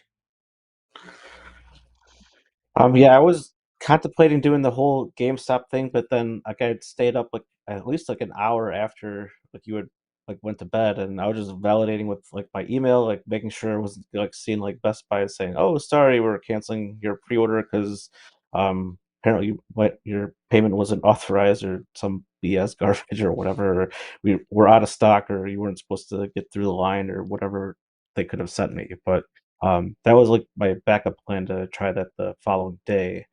So thankfully I didn't have to go through with that. But yeah, I do know that the My Nintendo pre-orders are actually going live in just a few days here on the 8th.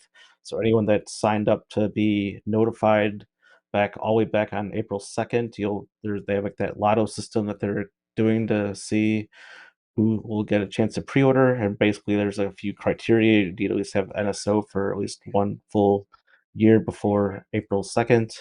And then also you have to have at least played your Switch for at least 50 hours. I know that's not a problem for 3 of us, but you never know with other people out there. So yeah, just somewhat bare bones requirements. Obviously the NSO thing is a little bit iffy with some people that don't like to pay for it. But yeah, there are going to be a few more pre-orders to be had if directly from Nintendo themselves. If you were unlucky or didn't have the time to go through all the miserable with these retailers, so That's a just good thought that. point. Yeah, technically we all still have that one to fall back on if nothing else works. Yeah. So, Barry, any final thoughts about pre-orders? Yeah, it's 2025. We've been through many console launches. These retailers have been through many console launches. They see what it's like. They should prepare. They should know. They should have the infrastructure for it. If they don't, they shouldn't carry it because it's ridiculous. I think all Switch 2s in the US will be sold on launch day or at least within a day or two after. But I think about 50% of them are going to people who want to Switch 2. I'm going to say 80% of them are going to scalpers who are trying to resell. The other 20% are duplicate copies bought by those first 50% just to secure a system because they don't trust any of the systems going on. Systems in place, that is. Mm-hmm. It's really sad because again, I know people who, like one of my friends is like, I could not get one, and I was like, well, if all mine come through and I have an extra, you got it. Like you're top of the list.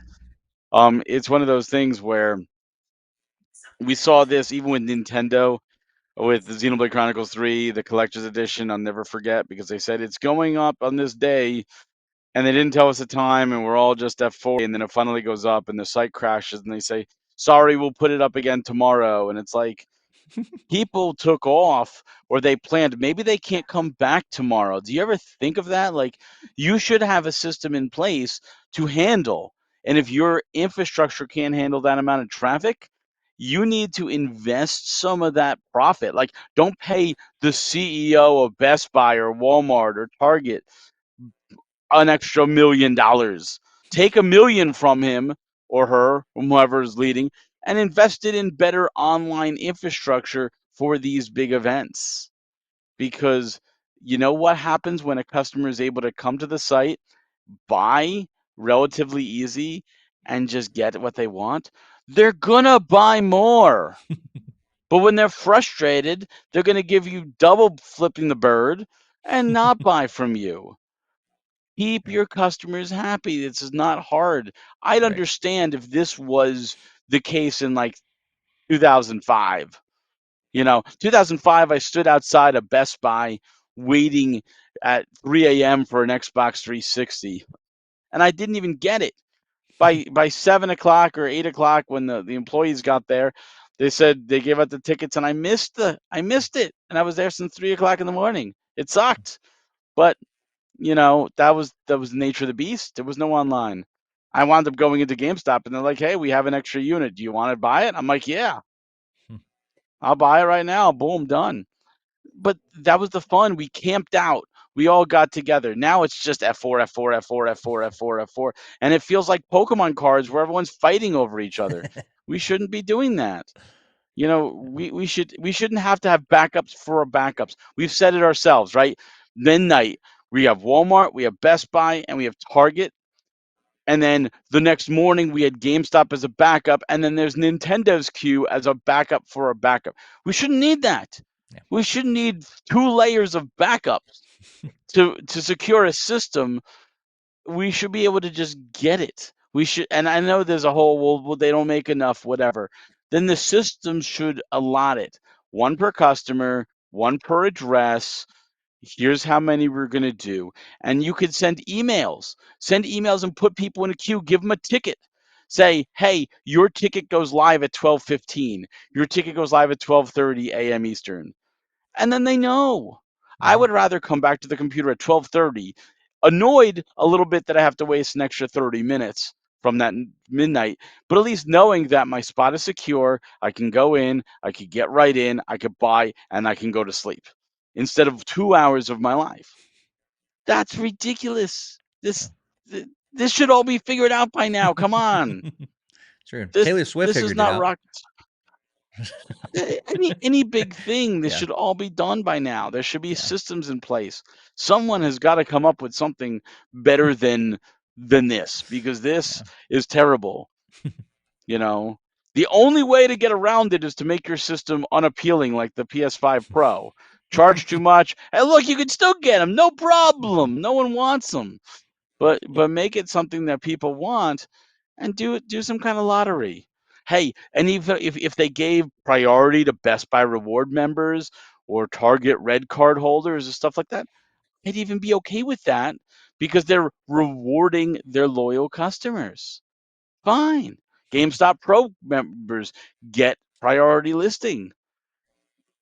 Fine. I don't think anyone would really have a problem with that. I'm sure someone would be like, well, that's not fair. Well, you know what? It is fair. If we pay for these services, we should be rewarded for them.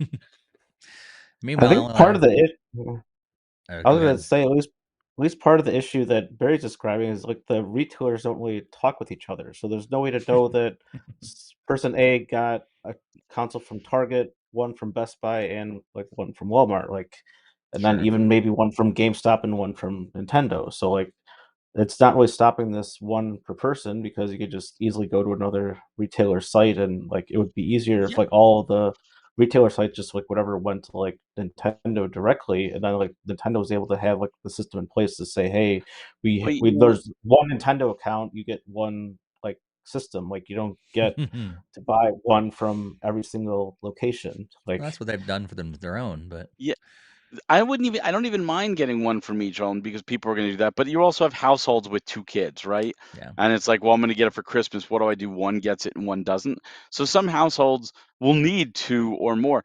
Like if I had a second kid, I would need 3 systems because I'm sure both of my kids would want it and I would want it. And if my wife wants it, then we need 4. And that's the nature of, especially a system like the Switch, which is a hybrid system, which is going to sell more because everyone was going to want one. So that's not an issue. One per retailer is fine. They don't have to communicate with each other. Just do some kind of ticket system.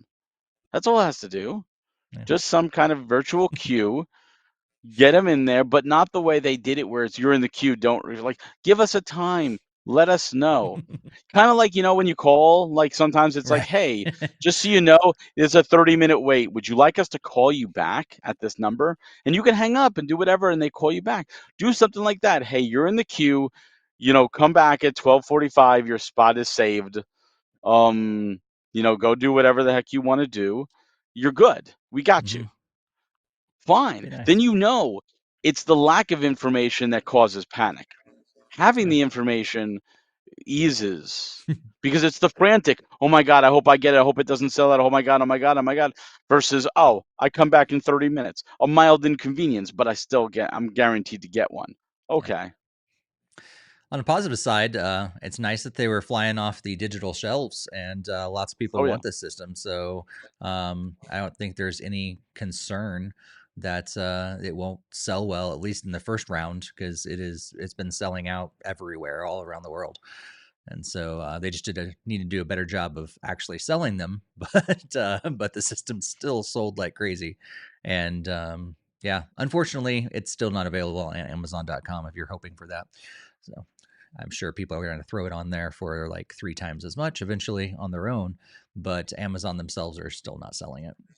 So I don't know what's going on between Amazon and Nintendo. It's something yeah, weird's happened. it is. Well, let's move on because we're already pretty close to the 2 hour mark. But let's talk about what games are coming out over the next couple weeks. Our next episode is going to be recording on May 20th. 2025. Until then, we've got a few games that are coming out. I wanted to run through some of the ones. If you're watching the video version, you're going to see this. They're scrolling on the screen. Compliments of Metacritic's list. But on May 7th, we've got Submarine Survivor, which is kind of like a vampire survivor. I believe East Asia Soft is putting that one out. Kind of stood out to me. We're all fans of Vampire Survivor. Now they got a submarine version. May 8th, there's a game called Kill the Emoji. I just thought it was funny. But it's Kill the Emoji 2. So apparently I missed out on the first one. And then May 15th, we're getting Yasha Legends of the Demon Blade. On May 16th, Capcom Fighting Collection 2, a follow up to the last one. And then May 20th, Sea of Stars, Throes of the Watchmaker. And then on May 22nd, right after our next episode, we're getting Barry's favorite Ease Memoir, Memories of Selceta. How do you Mm-hmm. pronounce that? Something like that. Salsetta. Salsetta? Okay. So those are the ones that stood out to me as I was looking through the list. Anything stand out to you, Greg, or anything else you're going to be playing over the next couple weeks? I think I finally, fingers crossed, I've caught up on a number of the game chats. So I might be able to finally get back and get into the that AI Somnium files that Barry got for us. So I'm hoping to at least get some more playtime with that, providing we don't get some more games to come through. I know we have Just Dance to do, but it feels like it's been a forever back burner type game. So I'll have to see if we'll actually begin that one. But it'll probably be mostly just hitting the backlog and other those kinds of games, and maybe even Guns of Fury if it like the update is only whatever a week or two away. Nice. Barry, how about you?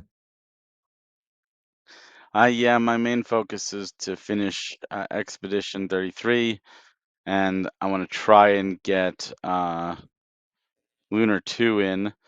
No Sea of Stars, the DLC. It's free DLC, so I'm getting that.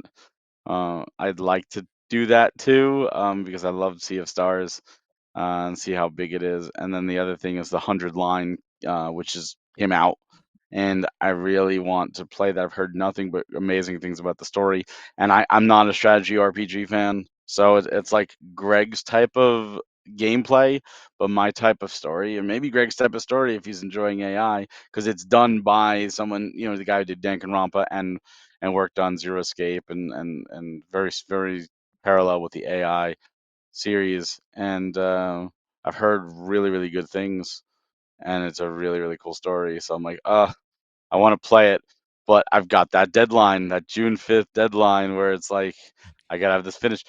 But I've also, like we're done with game chats, like Greg said, except for Just Dance, but still have games to play for work as well for ESRB. It's like, oh, you play this game for the ESRB, um, and testing this other things, and so it's gonna be interesting. It depends on how long Expedition 33 takes me, and Lunar 2 is probably the next highest priority. And if that takes me too close to June 5th, then I'll probably I'll see about Sea of Stars or dabble in some slower stuff. But E's Memories of Salzada is a great game. That's the fourth E's game. I played on the Vita. It was, Hmm. I believe, the first game I booted up on the Vita. Um, and it's wonderful. All the E's games are wonderful. Hmm. So I'm happy more people get to experience it. I was always wondered why that one didn't come over. Exceed is really slow about bringing stuff over. But yeah, if you haven't played Ys, like that's one of the few ones with like a party system, but it's Zelda. It's RPG Zelda. They're so good. Cool. Yeah, I think I'll get back to the Somnium Files as well. Maybe play a little more Star Overdrive. Um, yeah, I'll be traveling. In fact, actually, I will be gone the next episode. Hopefully Barry and Greg remembered that, and I'm just not springing this and reminding them right now. But yeah, I'll be gone for the next episode. So Barry and Greg will be talking about games without me, and so maybe I'll be able to get a few more games in as I travel. But as we talked about earlier, there's lots of big desires to play when I'm flying and things, and not always happening. So we'll see what actually transpires over the next couple weeks. But I know you guys are gonna have a good show without me. Looking forward to checking it out myself. Um, but uh, but yeah, I'll be working on some backlog, probably playing a few other odds and ends kind of games here. But of the games that are definitely coming out, there's none of them that I'm like really looking forward to. I enjoy the Capcom Fighting Collection 1, but the second one, there's nothing that like, oh, I gotta get that game too. I'm having plenty of time of fun with the first collection. There's so many games in it, so I don't need to jump on getting the second collection. But yeah, I think that's kind of brings us near the end. We want to thank Magic Mind once again for sponsoring this episode. Head over to magicmind.com/NF20. Again, you're going to be able to get up to 48% off your first subscription or 20% off a one-time purchase if you use the code NF20. 20 at checkout. Thank you guys so much at the Magic Mind team for sponsoring this episode and for giving us a chance to check out your product. And thanks for all the ways that it's helped us and our focus and energy and less stress and all those things too. So make sure you check that out. Again, 100-day guarantee. So there's nothing to lose. Check it out for 100 days. If you don't like it, before the 100 days is up, contact them for a refund. Just check it out. Take the 7-day challenge. Thanks to Magic Mind. Well, that brings us to the end of this episode. Hope you guys have a good episode without me. This next one doesn't happen very often. No, it does not. So have fun. Don't have too much fun without me. Oh no, we're throwing a party. Yep. I knew it. We'll have the party hats and streamers. You'll have to. Yeah. Well, I'll be back for the next one after that, and we'll be able to talk about Switch 2 at that point. It'll be a few days before the. Or be a few days before? Oh, it'll be Week. just a few days before. Man, I got my calendar days wrong. I was hoping it would be that week, the week of the launch. It'll be that week. Yep. And here's what I tossed this idea out to the guys. We want to let you guys know as well, or we want to hear from you guys as well. Should we do like a live like game chat kind of thing or something, like, I don't know, like a day of, or I know Greg, you're traveling the day after, right? The next so day, yeah. But maybe Barry and I, day. like, if would you like us to get on there and tell our like immediate first impressions of the Switch 2? Let us know in the comments or in our Discord if you would like something like that from us. Maybe have some fun with that. Like on the 6th. Thursday would work. Yeah, that Thursday would work. Oh, the same day. Like you're leaving on the 6th. So yeah, the day after, the day Friday. of. So yeah, if you want all three of us to hop on the launch day and talk about our immediate like first impressions of the Switch 2, let us know.